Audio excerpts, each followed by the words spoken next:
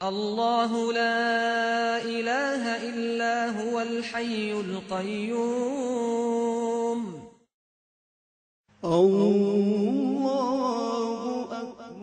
दोस्तों, दुनिया में दो तरह के लोग ही होते हैं। एक वो जो मजहब और साइंस दोनों पर यकीन रखते हैं और इसके अलावा जादू पर भी यकीन रखते हैं। और अगर इनके साथ कोई नाकाबिले यकीन या ऐसी कोई भी बात आ जाए जिसे अकल तस्लीम ना करे तो वो इसे जादू या रब की तरफ से कोई हिकमत करार देते हैं। जबकि दूसरी तरफ ऐसे लोग होते हैं जो सिर्फ और सिर्फ साइंस और फैक्ट्स यानी हकाइक पर यकीन रखते हैं। यानी इनकी नजर में जादू, रब या मजहब कोई मायने नहीं रखता। और जब इनके साथ कोई ऐसा वाकया आता है जिसे साइंस बयान ना कर सके तो वो लोग इसे इत्तफाक कहकर मजीद बहस करने से कतरा जाते हैं। दोस्तों, आज की इस वीडियो में हम कुछ ऐसी ही कहानियों और किस्सों पर नजर दौड़ाएंगे जिनसे आपको ये अखज़ करना होगा कि क्या ये महज इत्तफाक है या फिर इसके पीछे कोई हस्ती मौजूद है। तो चलिए दोस्तों, जानने की कोशिश करते हैं इन वाकयात को। सुस्त गोली यानी द लेजी बुलेट। यूं तो गोली की रफ्तार इतनी तेज होती है कि अगर एक मर्तबा ये बंदूक से निकल जाए तो इसे आंख से देखना नामुमकिन है। लेकिन अगर मैं आपसे कहूं कि माजी में ऐसी गोली भी मौजूद है जिसे अपने शिकार तक पहुंचने में 20 साल लगे, तो क्या आप यकीन करेंगे? जी हाँ दोस्तों, आपने बिल्कुल ठीक सुना। माजी में एक किस्सा ऐसा भी मौजूद है जहां 1893 में चलाई गई गोली 1913 में अपने टारगेट तक पहुंची। 1813 में यूएस के टेक्सास में हेनरी नामी शख्स ने अपने महबूबा को धोखा दिया। इस पर हेनरी की महबूबा ने खुदकुशी कर ली। ये हालत देखकर महबूबा का भाई हेनरी के घर पहुंचा और इसकी बहन की मौत का जिम्मेदार हेनरी को ठहराते हुए इस पर गोली चला दी। गोली चलते ही हेनरी गिर पड़ा, जिससे हेनरी की महबूबा के भाई को लगा कि हेनरी की मौत हो गई है। ये देखते ही भाई ने भी अपने आप को गोली मारकर खत्म कर दिया। जबकि हकीकत ये थी कि गोली हेनरी को नहीं लगी थी, बल्कि वो हेनरी के सर से गुजरती हुई दरख्त में जाकर धंस गई और हेनरी को महज मामूली सी चोट ही आई थी। 20 साल बाद 1913 में हेनरी अपने घर की मरम्मत करवा रहा था। इसे मजीद लकड़ी की जरूरत पड़ी। हेनरी ने अपने घर के सहन में लगे दरख्त को कटवाना चाहा, जो कि बहुत मजबूत और बहुत मोटा था, जिसकी वजह से इसे काटना मुश्किल था। इसी वजह से हेनरी ने इस दरख्त में डायनामिक स्टिक्स लगाकर इसमें धमाका करना चाहा। जैसे ही हेनरी ने धमाका करवाया तो इसमें धंसी हुई गोली ने एक मर्तबा फिर रफ्तार पकड़ ली और इस मर्तबा इस गोली ने अपना निशाना नहीं खोया और सीधा हेनरी के सर पर जा लगी, जिससे हेनरी की मौत हो गई। इस वाक़े को स्ट्रेंज कोइंसिडेंसेस में भी शामिल किया गया है, लेकिन क्या वाकई ये इत्तफाक था या फिर कुछ और? Falling babies. 1973 में एक बिल्डिंग की बालाई मंजिल की खिड़की में एक औरत अपने बच्चे को लेकर खड़ी थी और अचानक इस औरत का बच्चा खिड़की से नीचे गिर पड़ा। लेकिन खुशकिस्मती से नीचे सड़क पर एक शख्स मौजूद था और वो बच्चा उसी आदमी के ऊपर गिरा, जिससे इस बच्चे को ज्यादा चोट न आई और इसकी जान बच गई। 1 साल बाद उसी शहर की एक बालकनी में बच्चा खेल रहा था और खेलते खेलते बच्चा बालकनी से नीचे गिर पड़ा। और हैरानगी वाली बात ये थी कि इस बालकनी के नीचे वही शख्स मौजूद था जिसने पहले बच्चे की जान बचाई और इस शख्स का नाम जोसेफ फिगलोक था। इस मर्तबा भी बच्चा इस पर गिरा, जिससे इस बच्चे की भी जान बच गई। एक ही शख्स का मखसूस हालात और मखसूस जगह पर खड़े होकर 2 बच्चों की जान बचाना महज कोई इत्तफाक है या फिर कुछ और? Royal coincidence.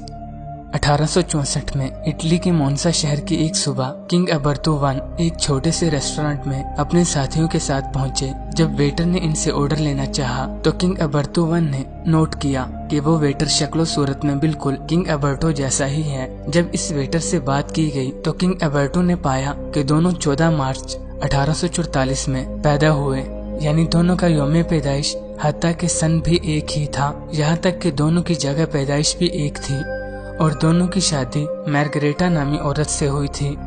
ये सिलसिला यही नहीं रुका। जी हाँ, जिस दिन किंग अबर्टो की ताजपोशी हुई उसी दिन उस वेटर ने अपने खुद के रेस्टोरेंट का आगाज किया। 29 जुलाई 1900 में किंग अबर्टो को ये खबर मिली कि इनके हमशक्ल की मौत हो गई है। ये खबर सुनते ही वो इसे देखने के लिए निकले और रास्ते में इनका भी कत्ल कर दिया गया। Twin tragedy. 1975 में एक शख्स का अपनी बाइक पर जाते हुए हादसा हो गया, जिसकी वजह से वो शख्स मौत के घाट उतर गया। 1 साल बाद इस शख्स के भाई ने उसी बाइक को मरम्मत करवाया और टेस्ट की खातिर इस पर राइड की। इसे किस्मत कहें या कुछ और कि उस शख्स का भी बिल्कुल उसी जगह जहां 1 साल पहले इसका भाई हादसे का शिकार हुआ, वो भी उसी तरह उसी टैक्सी से टकराकर मौत के घाट उतर गया। ये इत्तेफाक इतना ही नहीं बल्कि इन दोनों का एक्सीडेंट एक ही टैक्सी से टकराने पर हुआ था और इस टैक्सी में मौजूद ड्राइवर और पैसेंजर्स भी वही थे जो 1 साल पहले इसके भाई के हादसे के वक्त इस टैक्सी में मौजूद थे। दोनों का एक ही टैक्सी से एक्सीडेंट होना और उस टैक्सी में उन्हीं पैसेंजर्स और ड्राइवर का मौजूद होना बहुत हैरत अंगेज है।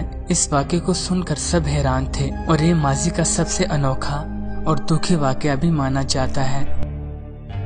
ह्यूज विलियम्स 1664 में एक ओपन शिप मेनाई स्ट्रेट के समुद्र में लहरों की पकड़ में आकर डूब कर गर्क हो गया, जिसका नतीजा ये निकला कि जहाज पर मौजूद तमाम लोग मारे गए, लेकिन सिर्फ एक खुशकिस्मत बच निकला जिसका तारुफ यानी नाम ह्यूज विलियम्स था। 1785 में एक और जहाज गर्क हो गया जिसमें 60 लोग सवार थे। इन 60 में से 59 लोग मौत के घाट उतर गए, यानी सिर्फ एक शख्स ही जिंदा बचा और इस मर्तबा भी उस शख्स का नाम ह्यूज विलियम्स था। 1820 में मेनाई स्ट्रेट ने एक मर्तबा फिर एक जहाज को निकल लिया और इस जहाज में मौजूद 25 लोग मारे गए, लेकिन यहाँ भी सिर्फ एक शख्स जिंदा बच सका जिसका नाम हैरत अंगेज तौर पर ह्यूज विलियम्स था। 1920 में जर्मन माइन से टकराने के बाद एक और जहाज तबाह हो गया और सिर्फ 2 लोग जिंदा बचे। अगर मैं आपसे इनका नाम पूछूं तो आप यकीनन 90% तक ठीक जवाब देंगे। जी हाँ, इस मर्तबा सिर्फ एक का नाम ही नहीं बल्कि दोनों का नाम ह्यूज विलियम्स था। इन वाकयात के बाद आपको क्या महसूस होता है कि क्या ये वाकई इत्तेफाक हैं या फिर कुछ और, या कुछ ऐसा जिसका रिश्ता इस मखसूस नाम यानी ह्यूज विलियम्स से था? आपकी क्या राय है? मुझे अपनी राय से आगाज जरूर कीजिए। जुड़वां लड़के और जुड़वां जिंदगियां।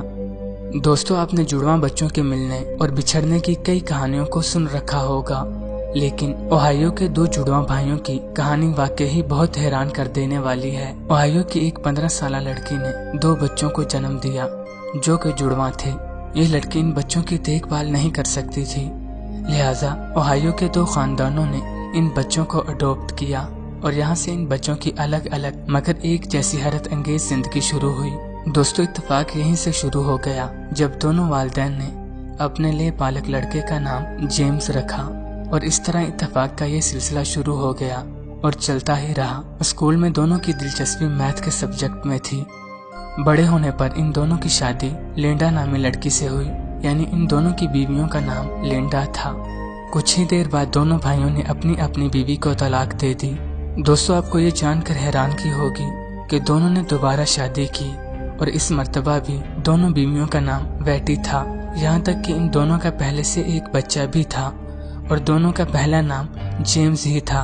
39 साल बाद जब ये दोनों भाई मिले और उन्होंने अपनी जिंदगी के बारे में एक दूसरे को बताया तो वो इत्तेफाकात सुनकर हैरान हो गए।